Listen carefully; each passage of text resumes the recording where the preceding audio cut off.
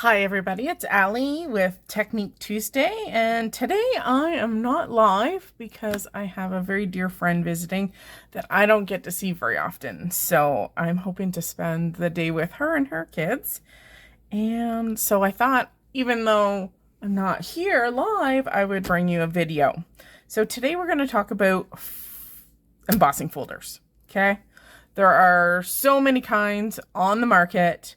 There's big, there's small, there's skinny strips, you name it, they've got it. So first of all, you're going to kind of see two different types of embossing folders. You're going to see ones very similar to this. And this is a very slimline version. It's very slim when the sandwich is put together in comparison to something like this. Okay, this one is quite thick in comparison. And the reason for that is they give you different types of detail. So the thinner one will give you a more flat detail. The designs are generally fairly simplistic, and there's not a great deal of dimension. I mean, yes, there is a raised surface, but let me show you what it's like in comparison to what we would call a 3D folder.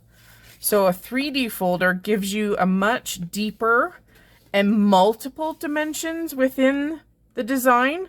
So for instance, these gears are much more protruded than the little nuts and bolts that are kind of behind it. These are very much in the foreground, and this is very much in the background, and this is very much in the foreground.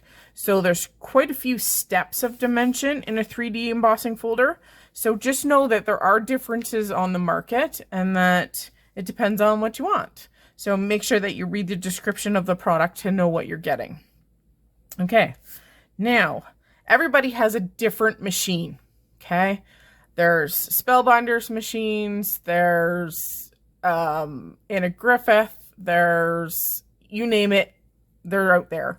Each machine is slightly different and has different plates that go into the machine. So therefore, each sandwich and each machine is going to be completely different.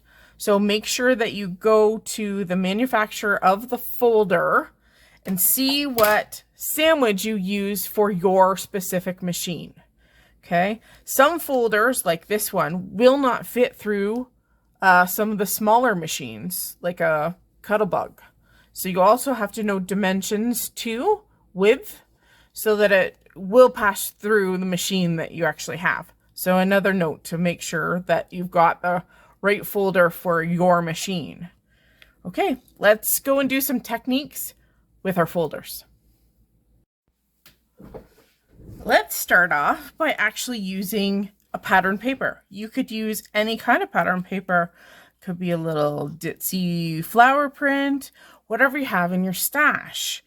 And the fun thing about this is that if you take some sandpaper to this, you can actually make that textured pattern show up a lot clearer. So I've got my sanding block here, and I'm going to bring in a surface that I don't mind scratching. You don't want to do this on your good tabletop. And all you're going to do is just softly glide your sandpaper surface across that design.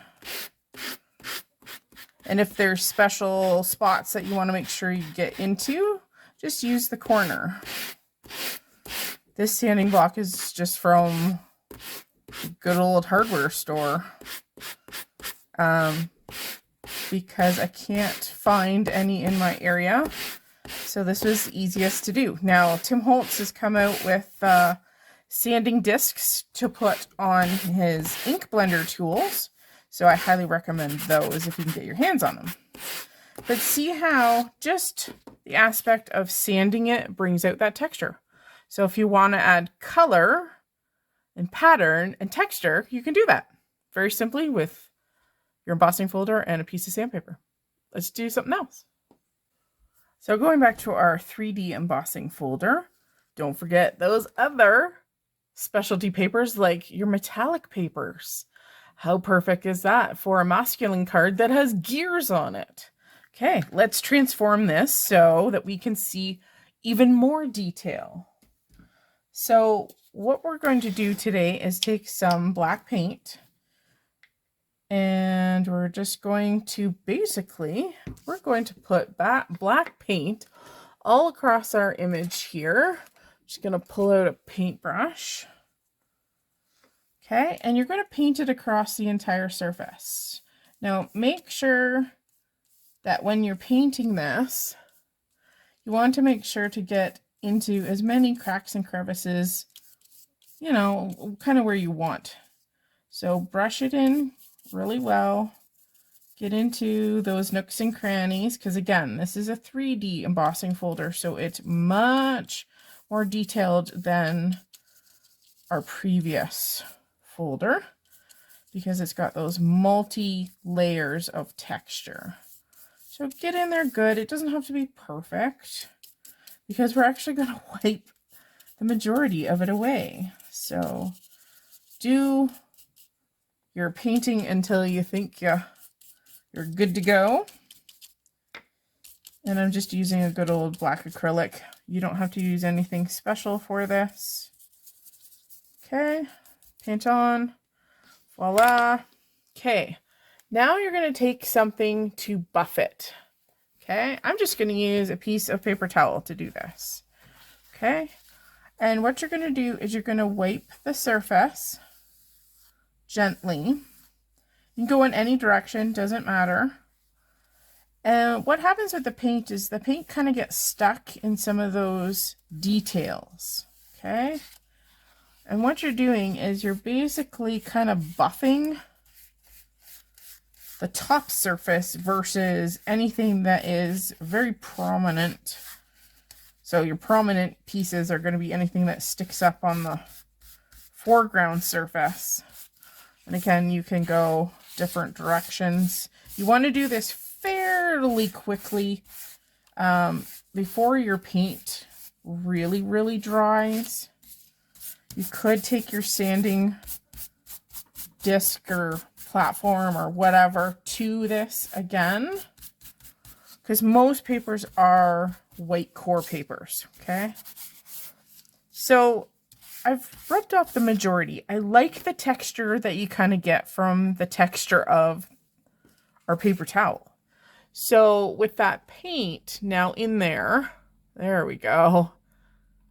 It just makes all of those gear details pop. And by kind of brushing it in different directions, you kind of get like this scratched Metal Gear look, at least with this folder. So lots of fun to be had with just a little bit of black paint. Super cool, right? Let's do something else. So the next thing we're going to do with our embossing folder is we're actually going to ink it. Okay, so you can use basically any ink in this as long as you can wash it out. Okay, just be prepared that if you're using very highly pigmented inks like reds, you may stain your folders. It will not affect the use of your folder in any way, shape, or form. But do make sure that you do go wash it with a soft cloth and a little bit of soap and water. So for this technique, we're going to be using Catherine Pooler's Pucker Up. And you can ink either side. It's completely up to you. So one side is the design poking up, so it sits up. And then the other is the gaps or the lower areas. And you can ink either side of this. So this one is the lower part. So I'm going to ink my top. This is the lid. See, I have Spellbinders written on the top here. So just give your folder a feel and figure out which one it is. Okay, so this is going to give me that pattern kind of behind. Actually, it depends on which side you want, because you can flip your paper and you can use the deboss side, which means it's the opposite design to the emboss side. Okay, so the one thing with this technique is that once your cardstock is down, don't touch it. Don't move it. So you kind of have to know where it's going. So you could use a pattern, part of the pattern, to help you lay it down. But once it's down, don't move it. Okay? So you're going to carefully close and try to keep your sandwich closed at all times, not moving your paper, and you're going to send this through your specific machine. Okay, off I go. Okay, she's been put through the machine now. And there we go. So what happens is the ink transfers to the paper while you're putting it through. Okay? You can actually put this back into your folder again. So I want, say, a gradient for my pucker up, and I'm going to use 30 fuchsia kind of at the bottom. So as long as you kind of remember where this goes, see, I can go back and ink this surface again. So we're going to do the lower half of my paper. Okay, just ink it up just like you did previously. And if you're worried about cross-contamination, just make sure you clean in between colors. Like say you have like a yellow and a blue. And if you don't want those inks to mix, it's kind of hard not to, but just be aware you might want to clean in between. So the next thing I want to do is, because I kind of see the impression, I can actually sink this. If I try really, really hard, I can sink this right into that pattern again. Like such. This will not work all the time. It's a trial and error type situation, but you definitely can try it. Okay, off to the machine. Okay, and the final reveal. There we go. It's kind of cool. So this is our final piece of paper. And just so you're aware that you need to ink only this surface. And so you have to be very careful. You can't push your ink pad really hard because you want to leave the indents without ink. Otherwise, they're still going to transfer ink to your image. So no matter which side you use, you can't press hard with your ink pad because you want it to be on that surface. Whereas this side is much easier to remain inked on the top versus the bottom, because this design is so thin that I would have to be very, very careful inking this side. So be aware of your design elements too. May work better with one side versus the other. So it's all about trial and error. And of course, that's half the fun anyway, right? Okay, let's do something else. So the next thing that we're going to try to emboss is vellum and acetate. And I want to show you how neat these mediums come out when you use them with an embossing folder. All right, we tried some vellum, and this is what happens when you put vellum through your embossing folders. So what happens is when it pushes up, it kind of turns white. So it's still semi-transparent, but it now has all that fun texture. And of course you can use either side. So this would be the debossed side. And yes, these products are a little bit more dainty, so you might have tears. So either you choose to glue it down so you can't tell, or you just don't use that piece and use a smaller piece. So that's really cool for vellum. And then when you pass your acetate, which is your clear window sheet through, it too holds texture. Absolutely. Of course, it's hard to see on camera because it's so see-through. But can you imagine doing a window card or a shaker card with a textured window? How cool would that be? Just another fun way to use your embossing folders. So don't forget to use your colored cardstocks in your folders too. And have you ever seen a card piece that is only partially embossed? Well, let me show you how to do that. So to partially emboss something, you have to be okay with your design. Some designs will not work if you're doing a word, and maybe it just won't work, but something that has design works pretty good. So the idea is that whatever end of your cardstock you want to emboss goes in between your sandwich pieces, okay? So whatever hangs out the top is not going to be embossed because there's no embossing folder to squish it. Okay, so you could do things on an angle as long as your cardstock isn't going to get bent. You can put it at any angle. It doesn't have to be 90 degrees. You can absolutely cockeye your cardstock. And let's try that. Okay, so we're going to cockeye this cardstock.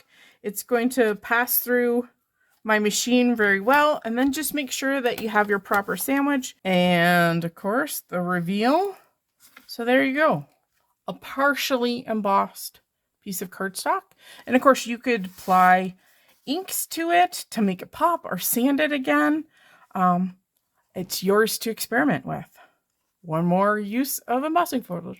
In addition to your cards, don't forget about those envelopes. So if you don't have any colored envelopes, like I don't have any at the moment, use a piece of cardstock and cover that flap and then put your envelope through your folder. Sometimes you can even fold them around the edges. Okay, so when it goes underneath, it doesn't matter because it's not in contact with that texture. So you don't have to worry about it. But the top of your envelope may not have the full imprint, but that's okay. Only you're going to know that. So put this through your machine and let's see what comes out the end. And there we go. We have a pretty textured envelope to go in the mail. And because this one isn't super detailed, it will go through those machines at the mail quite easily. Another fun way to decorate. So the next technique to try with your embossing folders is to actually double emboss.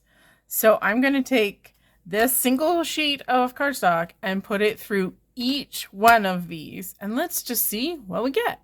Okay, here's the first reveal. This has a wood green detail. Okay, and let's pass it through our circuit one now. So this one is kind of unique, and of course it depends on how intricate each of your embossing folder designs are, but there is a very subtle piece of that wood grain in the background, so it just adds to the texture. But you just have to try and experiment with this. Very subtle, and of course you could ink across this to get more detail revealed. So I took our double embossing up a notch and I inked it up with some distressing, and I actually took very kind of sticky paint. I don't want it too wet. Put it on my finger and I rubbed it across so it also sticks to all those foreground pieces and adds metallic shine, which is extra cool too. 2 more uses to go, and this one is all about embossing powder. Yes, you can do this with embossing powders too. So what you're going to do is, instead of using a colored ink, you're going to use your sticky embossing ink. So we are going to pick the side that works best for inking. And you're going to do the same thing as what we did before with our pink and purple. You're going to ink this up very generously. Make sure it's nice and squishy and inky. Okay.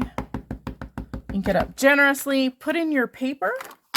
Run it through your machine. And again, once it's placed, don't move it. Okay.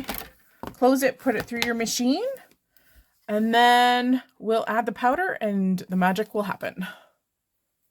Okay. Of course, you're not going to be able to see the sticky aspect, but all you have to do is add your embossing powder, and it's going to work the same as embossing a stamp. Okay, wherever it's sticky, that's where your embossing powder is going to stick. And let's add some heat and we'll get our final product. There we go, a little bit of sticky ink, embossing ink, and some embossing powders, and you've made your own embossing.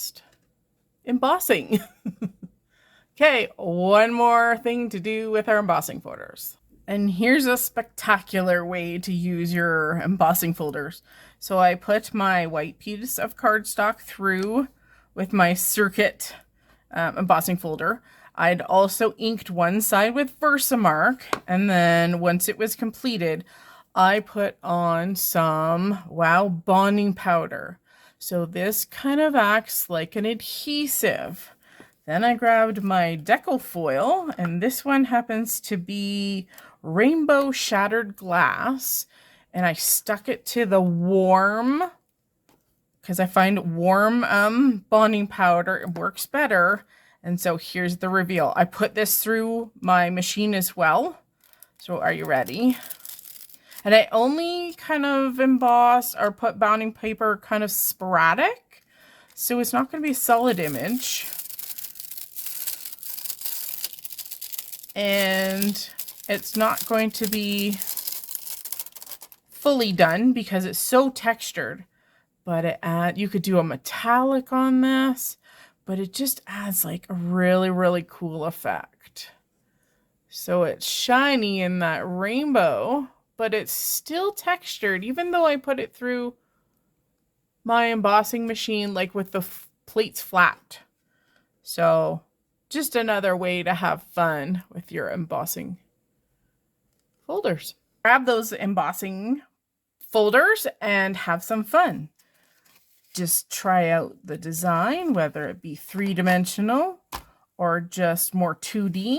Try out some pattern paper. Try some metallics and rubbing on some paint. Try them with some inks. Put in some acetate for window cards. Put it in your cardstock to get a partial cut. Try out some vellum. Don't forget those envelopes. And try some double embossing, maybe with some metallic rub-ons. Try some Versamark and do some embossing. And don't forget that bonding powder and try out some foiling. Thanks for joining me today, guys. If you have any questions, please feel free to leave them below, and I'll see you again next time.